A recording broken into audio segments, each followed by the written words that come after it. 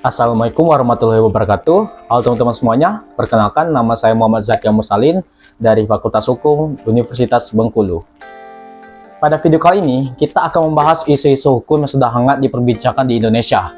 Pada video kali ini, kita akan membahas topik yang benar-benar ramai di Indonesia, yaitu tentang disahkannya Kitab Undang-Undang Hukum Acara Pidana yang terbaru pada tahun 2025 ini.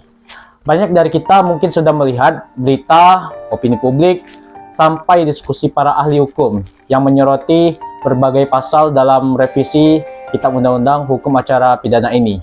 Ada yang mendukung karena dianggap membawa modernisasi, tapi tidak sedikit juga yang menolak karena dinilai mengancam hak-hak warga negara.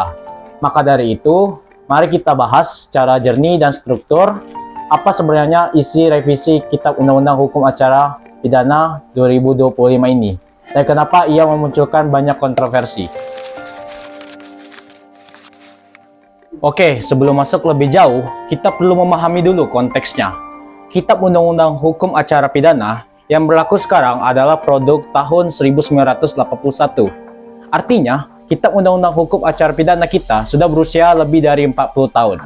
Selama ini, Kitab Undang-Undang Hukum Acara Pidana menjadi dasar aturan bagaimana aparat kepolisian, kejaksaan, hingga pengadilan menangani proses pidana, mulai dari penyelidikan, penyidikan, penangkapan, penahanan, penggeledahan, sampai proses persidangan. Pemerintah merasa sistem peradilan pidana perlu diperbaharui agar lebih sesuai dengan perkembangan teknologi, kejahatan digital, dan kebutuhan perlindungan korban. Namun, sayangnya, dalam draft revisi Kitab Undang-Undang Hukum Acara Pidana yang baru, ada beberapa pasal yang dianggap bermasalah karena memperluas kewenangan aparat secara berlebihan dan mengurangi prinsip-prinsip pelindungan hak masyarakat. Inilah yang memicu kontroversi besar di berbagai kalangan masyarakat. Nah, mari kita masuk ke pembahasan mengenai apa itu Kitab Undang-Undang Hukum Acara Pidana dan bagaimana gambaran Kitab Undang-Undang Hukum Acara Pidana terbaru. Kitab Undang-Undang Hukum Acara Pidana yaitu aturan yang mengatur proses penegakan hukum pidana. Kalau KUHP menentukan perilaku apa yang dianggap sebagai tindak pidana, maka Kitab Undang-Undang Hukum Acara Pidana ini mengatur bagaimana aparat bekerja dalam menangani kasus pidana secara formal dan sah. Kitab Undang-Undang Hukum Acara Pidana versi terbaru ini hadir dengan berbagai perubahan. Adanya digitalisasi berkas perkara, ada peningkatan perlindungan korban, ada modal restoratif justice, dan juga berbagai adaptasi terhadap zaman digital. Namun, di sisi lain, terdapat beberapa pasal yang dinilai memperluas ruang tindakan paksa, memperlemah pengawasan hakim, dan meningkatkan potensi penyalahgunaan wewenangan. Oleh karena itu, kita perlu berhati-hati dalam menilai setiap ketentuan di dalamnya. Nah, sekarang kita masuk ke bagian yang paling penting dan paling sering dibahas oleh publik masyarakat Indonesia, yaitu beberapa pasal dalam Kitab Undang-Undang Hukum Acara Pidana yang dianggap paling kontroversial dan paling fenomena. Kita bahas satu persatu secara lengkap. Nah, yang pertama yaitu pasal 5. Dalam pasal ini, penyelidik dapat melakukan tindakan paksa seperti penangkapan, penggeledahan, penyitaan, bahkan penahanan, meskipun prosesnya masih berada di tahap penyelidikan. Padahal, tahap penyelidikan itu baru sekedar pengumpulan informasi awal dan belum ada tersangka karena belum memenuhi standar 2 alat bukti. Masalahnya adalah, tindakan paksa yang dilakukan di tahap ini dapat membuka ruang kriminalisasi dini dan tindakan sewenang-wenang. Tidak ada izin hakim dalam proses ini sehingga tidak ada mekanisme kontrol independen. Dari sisi teori hukum, pasal ini berpotensi melanggar asas praduga tak bersalah, asas legalitas, serta prinsip due process of law.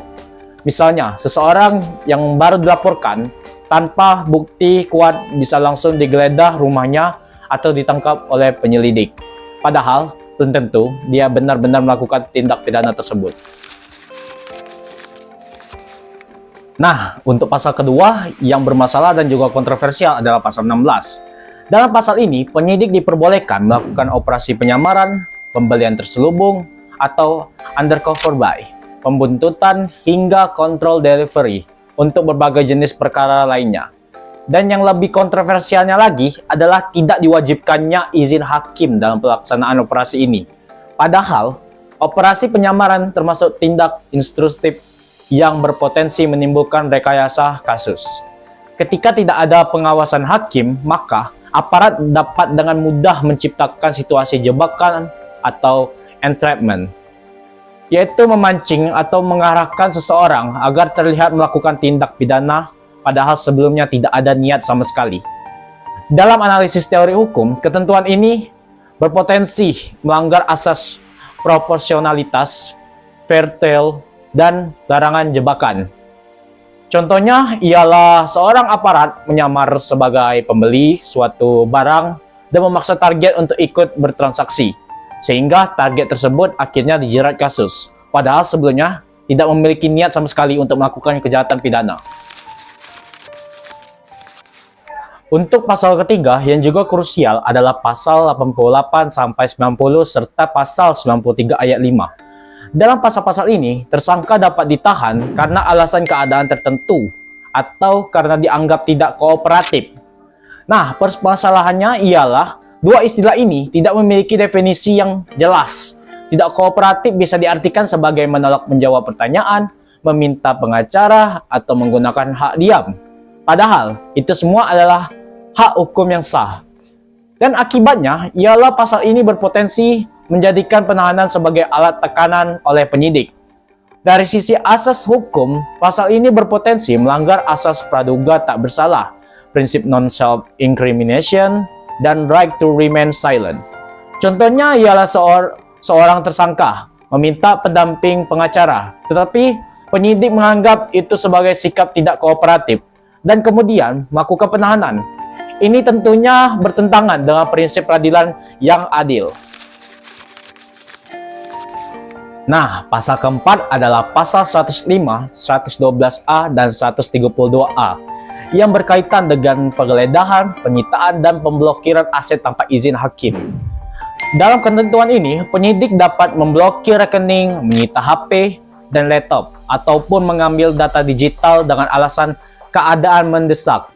Lagi-lagi, perasa ini tidak dijelaskan secara rinci dan jelas. Ketentuan ini sangat berisiko karena dapat menyebabkan kerugian ekonomi seseorang, kebocoran data pribadi, bahkan potensi rekayasa barang bukti. Dari perspektif teori hukum, pasal ini sangat melanggar asas due process of law, perlindungan privasi, dan asas proporsionalitas. Sebagai contohnya ialah seorang yang baru dicurigai dapat tiba-tiba diblokir secara tiba-tiba di seluruh rekeningnya, yang membuat bisnisnya lumpuh, bangkrut tanpa adanya bukti kuat dalam kasus itu.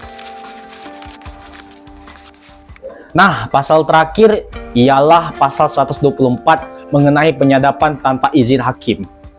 Dalam pasal ini, penyadapan boleh dilakukan terlebih dahulu dan izin dari hakim dapat menyusul belakangan. Ini sangat berbahaya karena penyadapan adalah tindakan yang paling invasif terhadap privasi seseorang. Penyadapan dapat membuka seluruh percakapan pribadi, data rahasia, bahkan komunikasi antara pengacara dan klien. Ketika penyadapan dilakukan tanpa izin hakim, potensi penyalahgunaan sangat besar. Dari sisi teori, pasal ini bertentangan dengan prinsip pengawasan yudisial, hak privasi, dan asas legalitas. Bayangkan saja jika percakapan pribadi seseorang disadap terlebih dahulu, lalu aparat baru menentukan apakah mau meminta izin hakim atau tidak setelah melihat isinya. Ini membuka peluang penyalahgunaan bukan hanya untuk penegakan hukum, tetapi juga untuk kepentingan politik dan juga ekonomi. Nah, setelah memahami semua pasal tadi, kita pada bagian akhir ini bisa mengatakan bahwa Kitab Undang-Undang Hukum Acara Pidana 2025 memang menghadirkan sejumlah terobosan positif serta digitalisasi proses hukum dan peningkatan perlindungan terhadap korban. Namun, beberapa pasal yang tadi kita bahas menunjukkan adanya potensi besar terhadap penyalahgunaan kewenangan, pelemahan hak warga negara, dan terancamnya prinsip-prinsip dasar hukum pidana yang adil. Kritik utama yang harus kita catat adalah bahwa perubahan Kitab Undang-Undang Hukum Acara Pidana ini seharusnya memperkuat pelindungan hak asasi manusia, bukan justru membuka celah tindakan represif. Oleh karena itu, perlu diperketat kembali mekanisme izin hakim dalam tindakan paksa, memperjelas definisi istilah yang kabur, memperkuat pengawasan yudisial, serta memastikan perlindungan privasi digital tetap terjaga.